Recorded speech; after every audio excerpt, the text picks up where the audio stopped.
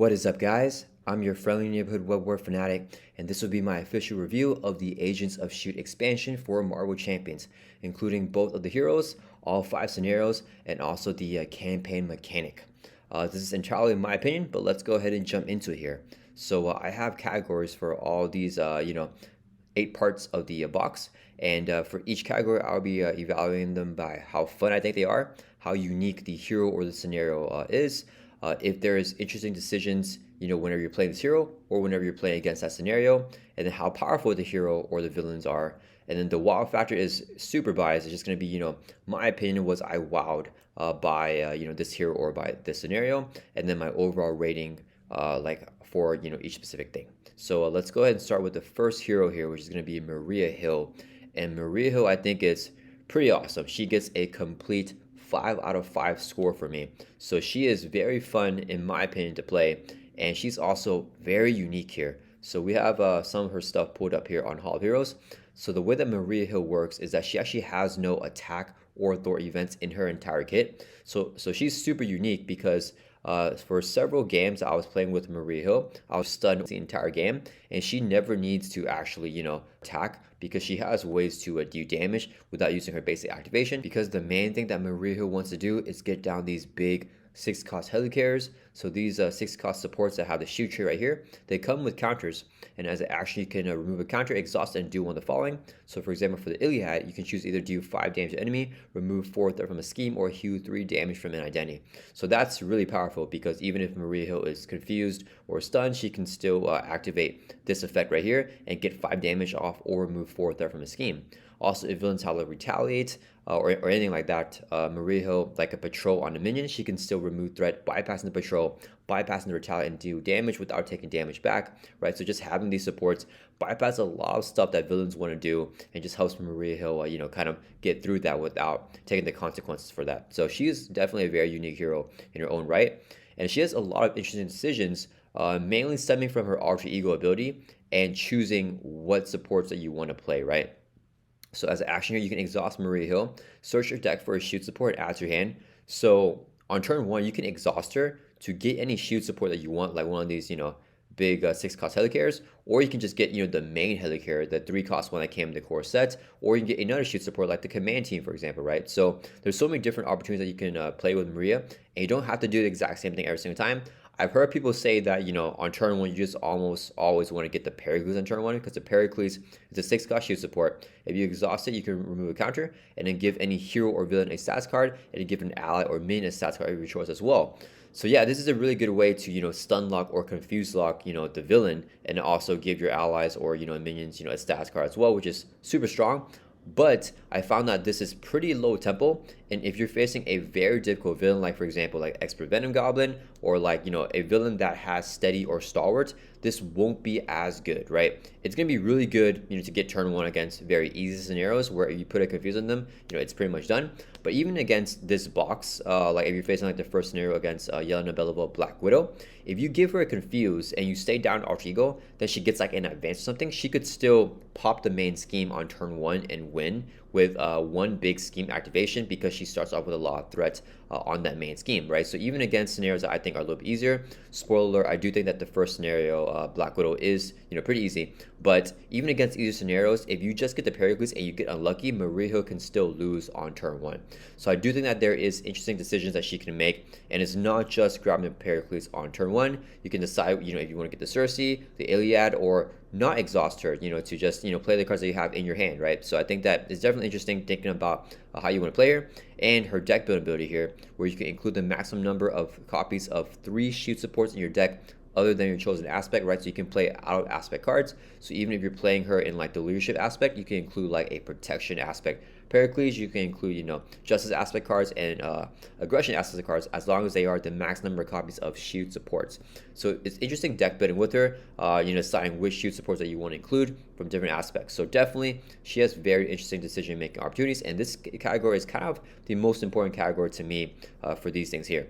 And next is going to be, is she powerful, right? So being powerful, I don't think is a good or bad thing, right? It's, a good thing for me, but a lot of people may not care if a hero is strong or not. But just my opinion on Maria Hill, I do think that she is very powerful, and can definitely handle her own on definitely all the easier scenarios.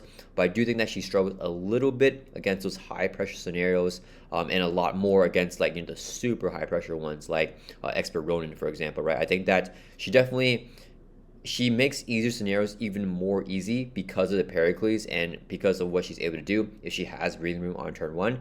But if there's a lot of pressure, a lot of threat that she needs to remove, or minions on turn 1 that she needs to defeat, like you have to clear those minions or else they're going to do something really bad, then she might struggle a little bit more.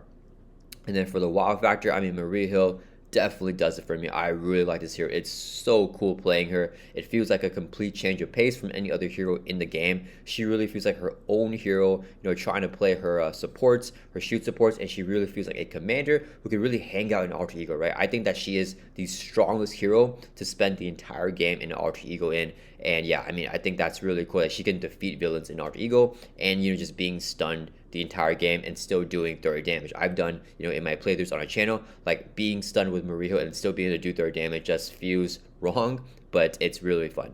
Yeah, so Maria Hill for me gets a full checkmark score of 5 out of 5 for my rating for her. Next, let's move on to the next hero in the box, which is Nick Fury here.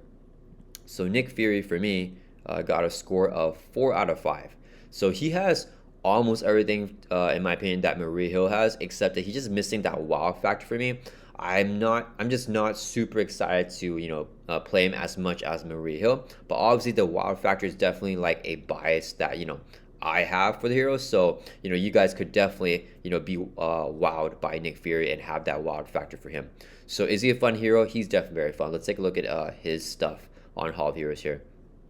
So Nick Fury's main mechanic here is about preventing threat mitigation, right? So he has this suit form upgrade here called the stealth suit form and the assault suit form, and basically you want to add threat to it, and then whenever you're in the stealth suit form, whenever an enemy would attack you, as a force interrupt, it has to scheme instead.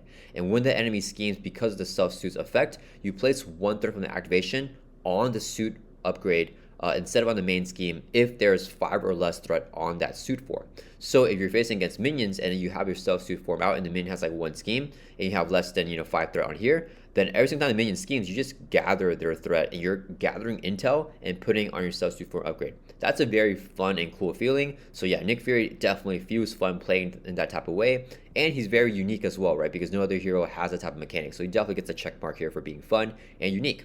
And then for interesting decision, I mean, this is kind of why he does not have the wow factor for me, is you guys know my feeling about overcomplicated heroes.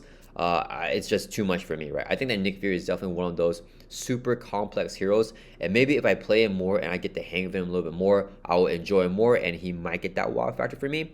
But as of right now, I feel like that he overcomplicates things, at least the way that I play him, right? So there's so many different ways for him to do what he wants to do, and it's like, do you want to stay in stealth suit form or do you want to flip over to a soft suit form, and what's the correct sequencing for that, right? So oftentimes whenever I'm playing Nick Fury, I want to be in stealth suit form, and then if I need to attack to deal damage to the minion, I would attack, and then I could play like an attack event like the concentrated fire, but then I want to end my turn in stealth suit form so that the villain schemes instead, because when they scheme, I can mitigate that threat by using cards like the eye patch camera, right? When any amount of threat will be placed on the main scheme, discard this card, place up to 3 of that threat on your suit form upgrade instead, so you can prevent 3 of that threat, put it on your suit form upgrade, and if it's less than 5, you get 1 more from here, right? So you can prevent 4 threat from the scheme activation. So it's nice being able to pull that away, but then before if you need to attack and defeat a minion, because he has a force interrupt here called break cover, when you attack change to a sawtooth form, right? Nick Fury has a lot of force interrupts, so he's not as flexible as a lot of the heroes, and it's complex because you have to decide how you want to end your turn and when you want to be in your stealth suit form and when you want to be in the sawtooth form. So you usually want to end your turn playing a covert surveillance, right? You can remove 2 there from a scheme, and if you're in stealth suit form, you place a threat on your suit form upgrade. Otherwise, you change to your stealth suit form. So if you have like an ally that you want to chump block for you and you are okay with that, then you kind of want to end your turn in a sawtooth form. So maybe you want to attack so you can break cover, and you got to plan out your events to do that. If you have a lot of threat mitigation cards, for example, like if you have the eye patch camera on the table, then you probably, or if you need to gather more threat, then you probably want to end your turn in the stealth suit form. So you have to manipulate that turn to end your turn in stealth suit form. But even if there's a minion on the table where you want to do damage, you still have to try to end the turn in stealth suit form.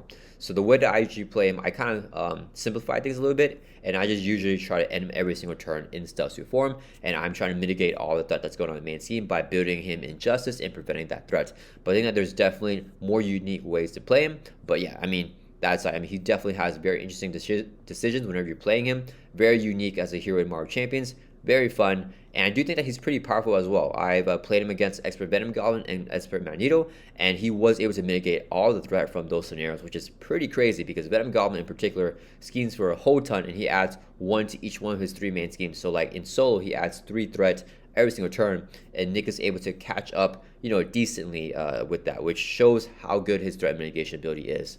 But yeah, so yeah, Nick Fury gets a 4 out of 5 score for me. Definitely very good. Definitely still a very fun hero. Just not, he's just not my cup of tea, which is why I didn't give him the point here for the wild factor. All right, next let's take a look at the first scenario, which is Black Widow Yelena Belova. So for my score for her, she got a 3 out of 5 score. So I think that she is kind of what this box, like she kind of encapsulates the trend, like for what this box is. And I think that what this box is it's very fun, it's very unique, and there's very, very interesting decisions for every single scenario, which I think is really cool. I think that these are, the most important things here. So Black Widow, the way that her mechanics work here, let's take a look at her cards on Hall of Heroes. So she has a Force Interrupt. As whenever a character you control attacks her, so any ally or the hero attacks her, you have to remove 1 threat from the main scheme. And then you discard the top card of the encounter deck and resolve each prep ability on that card. So the way that she works is that every single time you attack her, you may get a prep that might be able to block out your attacks, right? Because so all of her cards, or not all of them, but some of the cards in her deck have like this preparation thing right here. So if you discard this card here, whenever you attack her, you prevent all the damage from that attack. And in expert mode, you do that damage to attacking character. So this could be really bad because not only does your attack of, like, let's say you play like a swing webkit and you do 8 damage, the 8 damage doesn't go through. And then also you have to do 8 damage to your own identity, which would really stink, right? This one you put the minion into play, engage with you, and then the minion will take the attack for Black Widow. This one, after attack, you attach this card to attacking character. There's one that adds, threats on every single scheme in play, right? So she's prepping against you, and every single time you attack her, she's gonna try to activate one of those preps. Yeah, so I think that's definitely a very, very unique scenario, and it's very fun as well playing that. It's interesting in terms of how you want to play your decisions because there's ways to mitigate around that, and that also leads into why I don't think she's a very powerful scenario. So right here it says you have to remove 1 threat from the main scheme before the cost arrow. So this is a condition if you want to trigger this part right here. So if you cannot remove threat from the main scheme, basically if you have the main scheme at 0 threat, then you can't trigger this. So then you don't have to trigger the Force Interrupt, and you don't do anything else, and you can just, punch her straight through and bypass, this Force Interrupt. Also, if you're not attacking her, right? Remember we talked about Maria Hill. She has, the Iliad, which you can just exhaust this card as an action, do 5 damage to enemy, right? This does not have that attack keyword because Maria Hill does not even have any attack events in her kit. So whenever you use that to do damage to Black Widow, you just completely ignore the Force Interrupt and you just do 5 damage to her, which feels very powerful and makes Black Widow feel very weak. So yeah, because of that, if you want to lean into the interesting decisions against a scenario, which is good because it gives the player, options to whether to just attack her in the face and just take whatever her preps are, or to try to, maneuver around it and bypass it. I think that's very interesting. But I think that because you can maneuver around it, that also makes her not a very strong villain. I do feel like she is one of the weaker villains in a game of Marvel Champions. And yeah, she does not have the wow factor for me because she's a pretty straightforward scenario, right? You're pretty much just trying to do damage to her and then to defeat her. She does add a lot of threat to the main scheme, but she's pretty straightforward. You're kind of just fighting her, so she doesn't have any big wow factor for me. So she gets a score of 3 out of 5. But these are the 3 important ones, right? Being fun, unique, and having interesting decisions. I think she's definitely a very cool scenario. All right, the next scenario is going to be Batroc. So he, for me, got a score of 4 out of 5. So similar to Black Widow here, he's very fun, very unique, and has very interesting decisions. And he might have some of the most interesting decisions out of these scenarios here. So let's take a look at Batroc here. So the way that he works is that he is an adventure type scenario, which if you guys know me, you guys know I love adventure type of scenarios. So he has 3 main schemes, and the way that the players win the game is by removing the last threat from this scheme, right? So it says when the last threat is removed from this scheme, advance to stage 2A, and the players win by advancing. So after you advance to stage 2A, you remove all threat from that scheme, advance to stage 3A, and then you remove all threat from that scheme, and then you win the game. If any one of his schemes hit the threat threshold here, if this stage is complete, then the players will lose the game. So you're kind of, the way this scenario works is that you're invading AIM Island, and you need to complete your mission by rescuing these rescued captives here. And whenever you rescue them, you want to, escape with them, right? So that's kind of like why you're removing threat, because you are trying to thwart the villain's plans and trying to, capture these allies and escape. So it's really cool because there's also this alert level environment right here, right? After a character is defeated except by consequential damage, place one threat here. That is super thematic, right? So each time an ally is defeated, by an enemy attack, or if you defeat a minion, you have to place a threat there because the alert level is going up because you're like making a ruckus by, knocking out minions, or, your team is getting defeated, they're taking a lot of damage, and they're screaming and stuff, right? So I think that's very thematic, and there's a hero action here where you can spend one resource of any type to remove one threat from here. This is not limited to once per phase or anything like that, so you can just keep on removing threat if you want. But it's really cool because it's like, do I want to remove a threat right now? Do I want to just leave that on? And, do I want to chump block with the ally right now? Because if I have the ally block and they get defeated, then I have to put a threat on here. So it's kind of like, do I want to maneuver around this and just take the damage, to the face? Do I want to flip down and let Batroc scheme? How do I want to maneuver around this? So I think there's definitely a lot of interesting decisions that the player can make. And a lot of the minions here have the vulnerable keyword for this scenario. So that's a new keyword that was introduced with this box, where you discard the character if it's set or confused. So this is a great way whenever you, discard, this minion, you are not defeating it. So you don't have to add a threat to the alert level because you're able to just kind of stun them and you run away from the minion. So it feels very thematic, very fun, and all these minions here have a nasty one defeat effect, right? So place one threat on the alert level. That means when you defeat this minion, you have to put one threat on the alert level because you defeat a minion, right? Because it is a character that was defeated. But then you also have to place one threat on the alert level. So you get two threat on the alert level if you defeat the embassy guard. So you really want to just stun him, right? Or confuse him, right? Because then you discard him. But thematically, he's kind of like, hold him in place, and you just run away and try to keep on removing threat from the AIM Island so you can clear off all the threat there and escape with the rescued captives. So definitely Batroc is definitely a fun scenario. And after he attacks, you place one threat on the alert level. So he gives you incentive to be an alter ego, so he's not attacking and not adding threat on the alert level. But also another cool thing is that this is only a hero action where you can spend resources to remove threat from the alert level. So if you're an alter ego and you just stay there all game, you won't be able to trigger the hero action, and then threat might build up on the alert level. If it goes to the high side, then the players can lose the game. It adds another loss condition for the players. For Batroc, whenever he will be defeated, you reset his hit points to 8 instead and remove 6 threat from the main scheme. So defeating him, it won't trigger this thing, right? Because it says after a character is defeated, Batroc is never defeated, right? He just, instead of getting defeated, resets hit points to 8. So it's a force interrupt that prevents him from being defeated. But it's cool because you're kind of like knocking him down, and you get to remove threat from the main scheme whenever you do that. So it's really helping you, aid in your escape. So I love the max of this scenario. Very, very cool with the max, and definitely very fun and has interesting decisions. So it definitely has a wow factor for me because it's not a straightforward scenario, and I just love adventure scenarios. But it is not a very powerful scenario. I do know that this scenario is pretty easy, compared to all the scenarios in Marvel Champions, just because there's so many ways to maneuver around it, and you can really game it by, being an alter ego for Batroc so he doesn't add threat to the alert level, and you can spend multiple resources per turn for his hero action here, right? If this was limited to like spend one resource of any type, limit once per player per round, then this might be a lot more difficult. But since you can just burn out your hand to remove all threat from the alert level, it's not that big a deal. You can actually have allies chump block for you, and then just add one threat on here, per turn, which is not that bad. You can just spend one resource to get rid of it. So definitely a pretty easy scenario. So he gets a score of 4 out of 5 for me. Next we have MODOK, and MODOK is also pretty fun. So similar to all the other scenarios that we've taken a look at so far, MODOK is very fun. He's very unique and has very interesting decisions, right? So let's take a look at MODOK's cards right here on Hall of Heroes. So MODOK has the Holding Cell deck right here, where you have these 4 captured Inhumans. When you clear off the lock counters on the top one, you flip the card over. So this one right here is Sarah Garza. You flip it over and review Sarah Garza, who becomes an ally that does not count towards your ally limit, and she can help you, in your fight against MODOK. The only way to defeat MODOK is to clear off all the lock counters on the 4 Inhumans. So you free all of them. Then if you defeat MODOK, then you win the game. Otherwise, if you regularly defeat MODOK, you just remove 2 lock counters from the holding cell, and you reset MODOK's hit points to 10 instead, right? So you want to free all the Inhumans. And one thing that's kind of cool is that if the humans are defeated, right? So it says here, if this card leaves play, flip it and place it on the bottom of the holding cell deck. So kind of if she gets defeated, she goes back into being captured by MODOK. So this scenario to me can be very, very long if your allies keep getting defeated and they keep getting captured again. You need to free all of them before you're able to defeat MODOK.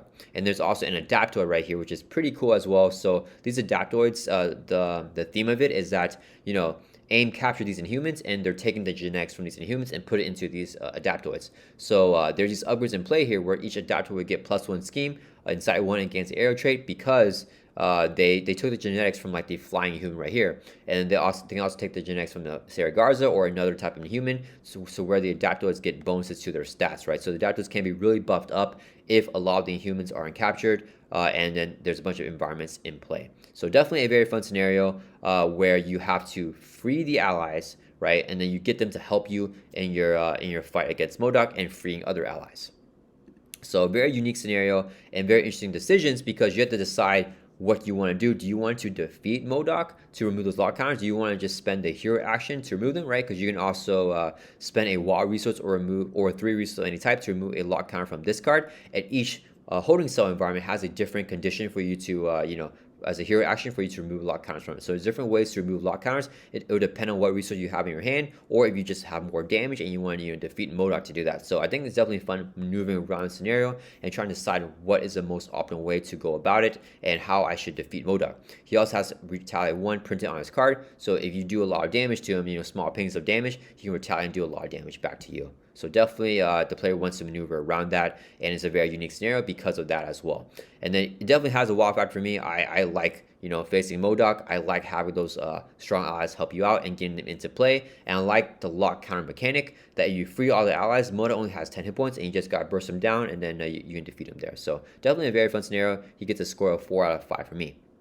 The next scenario that we have is the fourth scenario in the box, which is Thunderbolts, and Citizen V is the main villain for that. Exact same as the other ones, right? It's very fun, very unique, has very interesting decisions, but not one of the strong scenarios in the game of Marvel Champions. So Thunderbolts here is super unique. This scenario is really cool. So basically, Citizen V is your main villain, and then you have these Thunderbolt minions right here, and they're all very beefy, right? They have like, you know, 16 hit points, 18 hit points, 16 hit points, 16, and basically you have, they're ganging up on you, and there's an environment called the Thunderbolt Backup, and if you're playing this in true solo, you have one of the minions on the Thunderbolt Backup, you have one engaged with you, and you have Citizen V. And the way they work is that if you do damage to your minion, there's ways for them to switch with the one that's on the Thunderbolt Backup, and when they're on this environment, they can heal. So kind of they're like switching back all over the place and trying to heal, and you have this one firing you, and then they switch, and you have another one firing you.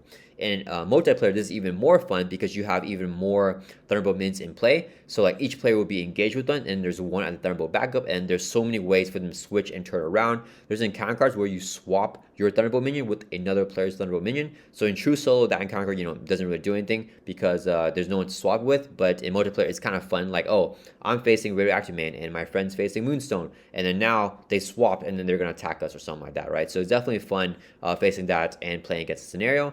But I don't think that this scenario is very difficult because Citizen V here, he cannot be defeated unless you have at least one per player Thunderbolt minion in the victory display. But as a force interrupt, whenever he would activate against you, he actually doesn't activate if you're engaged with Thunderbolt minion, and he actually just heals 6 damage instead. So if you are, you know, you'll be engaged with Thunderbolt minion on turn 1, you could just keep staying engaged with a Thunderbolt minion, and then Citizen V will never activate against you. So you kind of, instead of facing a villain, you're just facing the minion here. And I mean, there is a way for Citizen V to activate. It's only during step 2 of the villain phase. So if he gets like an assault or an advance during step 3 of the villain phase and he activates there, the activation will go through. But other than that, I mean, you're pretty much just facing the minion here. And Citizen V is just kind of standing in the back, just giving orders and stuff. And he's not really attacking as well. If he was also activating against you along with the Thunderbolt minion, then this scenario would definitely be very difficult in my opinion. But the way it is now, it's a little bit easy to game, right? You don't want to just do small pings of damage on minions because they'll keep on healing. You want to just gather enough damage, build out, and then defeat a minion. And when you defeat one, they go into victory display because they all have the victory keyword, and that minion is gone forever whenever it's in the victory display. You just take them out one at a time, and you can just defeat Citizen V after you do all that, right? You actually only need to defeat one of the minions to have the condition to defeat Citizen V in one scenario, but I usually just go for everything, just clear everything off because it's not that much more trouble to defeat them and also defeat Citizen V. So definitely not a very difficult scenario, but Very interesting decisions because you have to decide, do I want to hit this minion? Do I want to hit the minion that's not engaged with me? Or do I want to hit Citizen B right now? And then which minion do I want to attack and when? Because if you do damage to them, they may go and heal, right? So how do I want to do this? And usually it's just going to be, you know, I want to wait until I have no damage to defeat one of the minions in one go so that they don't come back and keep on healing, right? But yeah, this is a very unique scenario. There is no other scenario in Marvel Champions like it. It's fun to play, and it has that wow factor for me personally. I just really enjoy the scenario. So I'm giving this one an overall score for a 5 as well. And the fifth and final scenario of the box is Baron Zemo. He is a capstone villain, and he is actually the highlight of the box for me. He has a score of 5/5. I think that this is a really cool scenario with a lot of replayability actually, and I think it's very, very fun. So he is the one scenario in the box that I think is actually difficult, at least in expert mode and outside of campaign. So as a standalone scenario, right? I think that he's actually a little bit easier in the campaign if you can remove all the threat from these board member environments right here. Okay, let's just jump into how Baron Zemo works.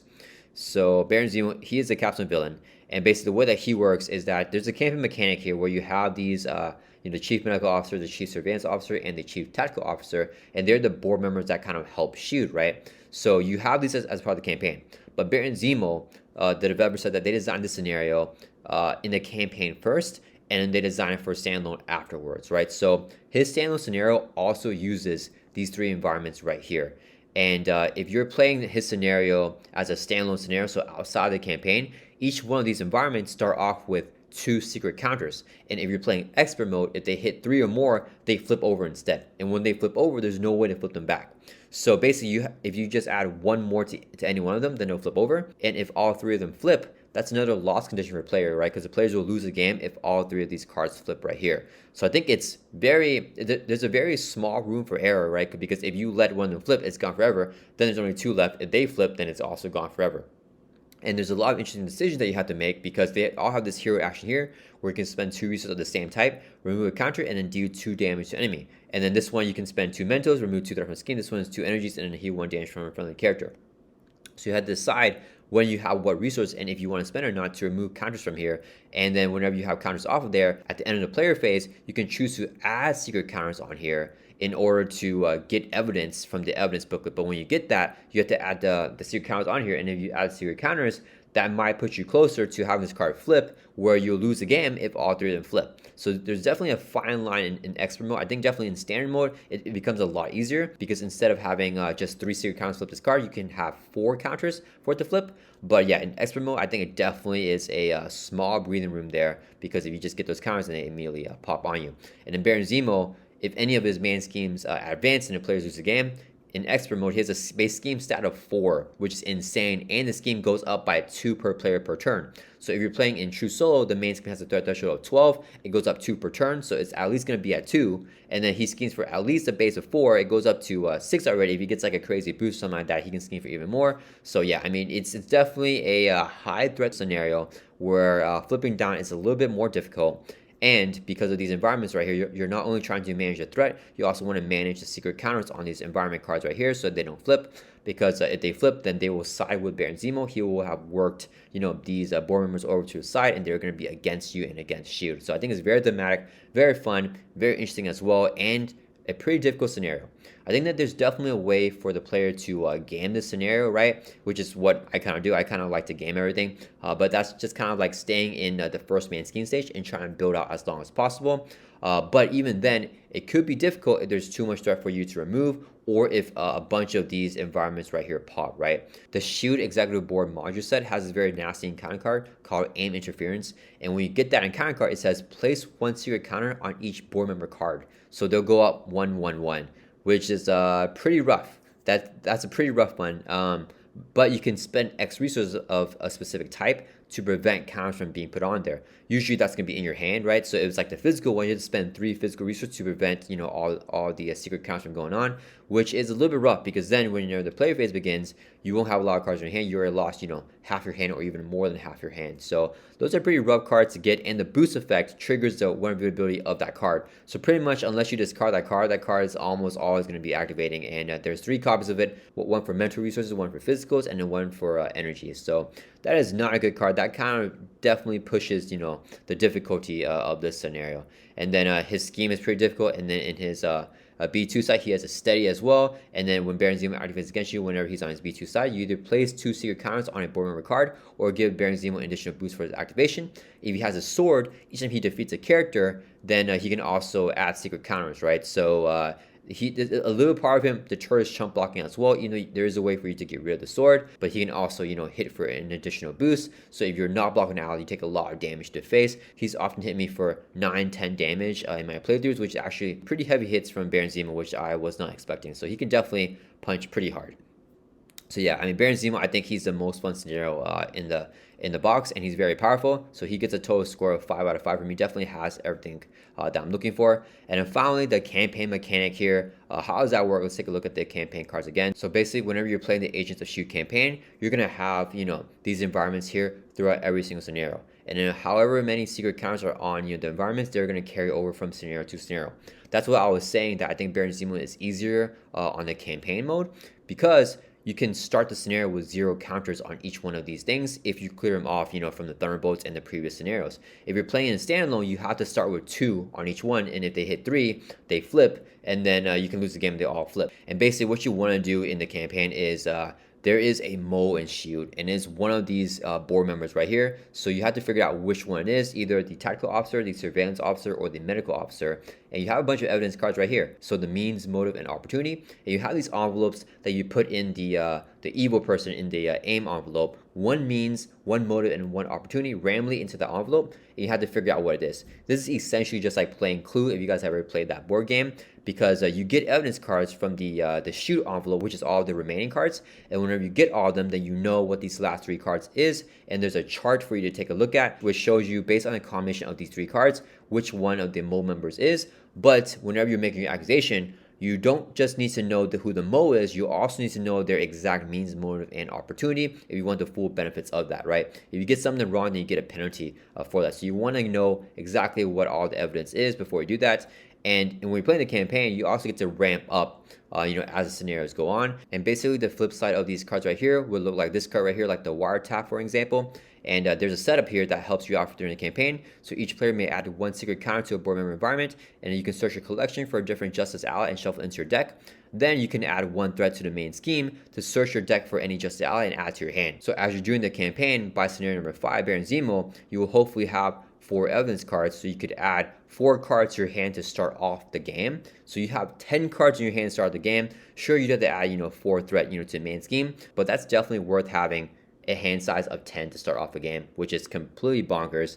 Yeah, so definitely I feel the player ramps up a lot, and there's not that many ways for villains to ramp up, because this box definitely rewards the player a lot more than they would get punished for getting rewards, which I do like. But I kind of wish that the villains start off a little more strong, and then as you clear off the rewards, you get to ramp yourself up to kind of meet them, right? Usually for most campaigns in Marvel Champions, I found that the campaign scenario is more difficult than standalone scenario, but for the Agents of S.H.I.E.L.D. expansion, I actually found that the campaign scenario was usually easier than the standalone scenario, because you have this extra option here where you can spend an extra resources to remove a counter and then remove 2 threat from a scheme, or do 2 damage to an enemy, or heal damage from a friendly character, right? So you have extra access to extra damage, door removal, just extra ways to deal with the board that you don't have in a standalone scenario, which definitely helps the player out. Sure, there is that consequence where you have to keep the secret counters low on these, where if they hit 3 or more in expert mode, then they'll flip over. But it's not that difficult if they start off at 0 at every scenario, and it's definitely possible to end each scenario keeping these at 0, which is what I did in my campaign playthrough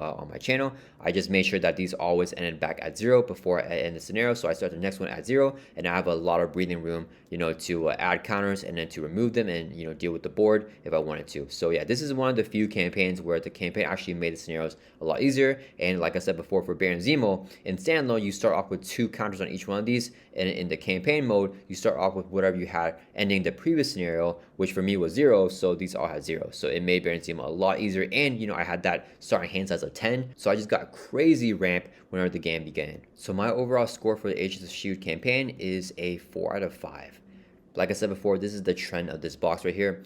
Every scenario, every hero in the campaign is actually very fun.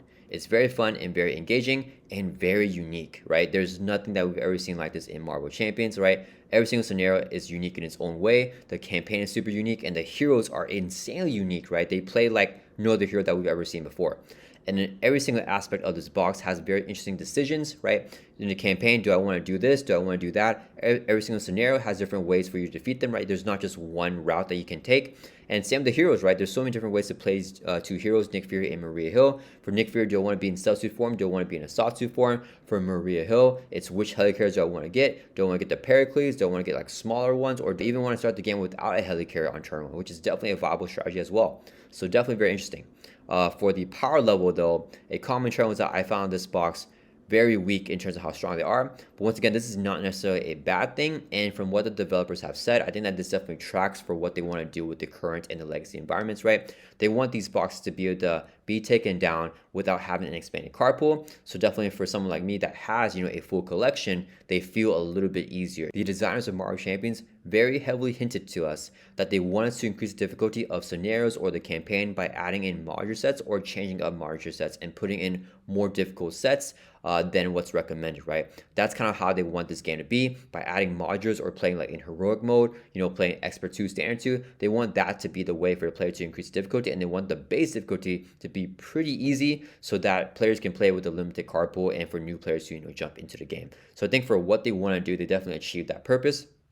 This box, I think you can definitely handle the entire campaign, even on expert mode, with only having the core set and the Agents of S.H.I.E.L.D. expansion. I think that definitely adding in more modular sets will help this be a lot more difficult. For me personally, I do like having, more difficult base scenarios. So I would like everything to be a little more difficult, but at the same time, I see where they're coming from. You guys know me, I want more of a Ronin and Venom Golem because the way that I like to play Mario Champions is on Expert 1. I don't want to do Standard, but I also don't want to do Expert 2 or Standard 2 all the time, right? I want to keep it, just on Expert 1. I don't want it, crazy hard, and I also don't want it, super easy. So for me, that sweet spot is kind of like just, is a scenario, difficult on Expert 1? Can I play it, and is there a chance for me to lose? And I think Baron Zemo definitely presents that, so I really like this scenario here. I think it's the most difficult scenario, in the box, although it's a little bit easier, in the campaign mode. But the other ones here, I think, don't really stand a chance against Baron Zemo. And then finally, for the wow factor, I definitely love the campaign mechanic. I like what they did with the accusations. I like the evidence stuff. I think that it can definitely feel a little bit boring the more you play it, because you essentially just want to grab all the evidence, and when you have the 6 evidence, then you know what the other 3 ones are, and then you know who the person is. So unless you want to make your accusation and try to randomly guess before you gather all 6 evidence, which is a possibility, right? If you need to advance a main scheme, you might want to make that guess and make your accusation, before getting all the evidence, which, could hurt you even more, later on. But I think it's fun that you can decide to do that or not. If I had to critique the campaign, it would be that it doesn't really matter who the mole is, and doesn't matter what their means, motive, or opportunity are, right? So you guys watch my playthroughs, I had said, okay, it's the orange means, the blue motive, and like the pink opportunity, right? It doesn't matter exactly what it is, it's just like the color of it. It doesn't matter, which person is the mole, because, they kind of do something similar either way. And either way, one of them's going to flip. It doesn't really affect the game that much. So I kind of do wish that there was a little bit more variability. But that being said, I mean, I think that that's kind of a lot to ask for, right? Because it's a game of Mario Champs where you're playing superhero. I think just adding in a campaign mechanic that is fun, that doesn't feel taxing, where it feels like it's integrated, perfectly within each scenario, right? It doesn't feel like you're doing something extra. It's not like the Age of Apocalypse campaign, where like you have to defeat the scenario, and before actually dealing the final blow, you have to do the whole campaign mission thing, and then after you do that, then you go back and defeat the villain, right? This feels like you can actually, the campaign actually helps you defeat the villain, right? Because you can, spend those resources, if you have, extra resources in your hand, or like a dead hand, to, deal more with the board state, right? Deal damage, remove threat, heal on damage from the character. I definitely enjoy that integration with the campaign mechanic with each scenario by itself, right? I like how they're kind of integrated, and how they help one another, and how they kind of lean in each other, and how it combines, and how the overall campaign feels whenever you're playing it. It definitely feels fun, and it adds to each scenario. So yeah, overall, I think that this is, peak Mario Champions. I've been saying this for a long time, but I think that Mario Champions is, hitting a stride right now. I think Mario Champions is definitely in its prime right now in terms of, the design for heroes, for scenarios, and as we've seen now, even for the campaign mechanics. So yeah, I've been having a lot of fun with this box. Let me know what you guys think. The only thing that I would change, is just making the scenarios more stronger. But once again, I could just add modular sets, to make them stronger. I think that that is the intention for this. But I want to just play recommended stuff and keep stuff on expert one. That's kind of my range of what I want to play. But of course, that's just kind of my bias, what I prefer, and I can't really hold that against them, right? So I don't think that having weaker scenarios is really a bad thing for the box. So yeah, I hope this review was helpful for you guys. If you guys are deciding whether or not you want to get the Agents of S.H.I.E.L.D. for Marvel Champions, I definitely recommend it. Super duper fun box. For those of you that have also been playing Agents of S.H.I.E.L.D., what do you guys think? Do you guys agree with my charts here, or do you guys disagree? What specifically do you agree with or disagree with? And if you guys have any questions about the box, definitely let me know down in the comments. I respond to all the comments. And I hope you guys found this video informative and it was helpful. And I'll see you guys all in the next one.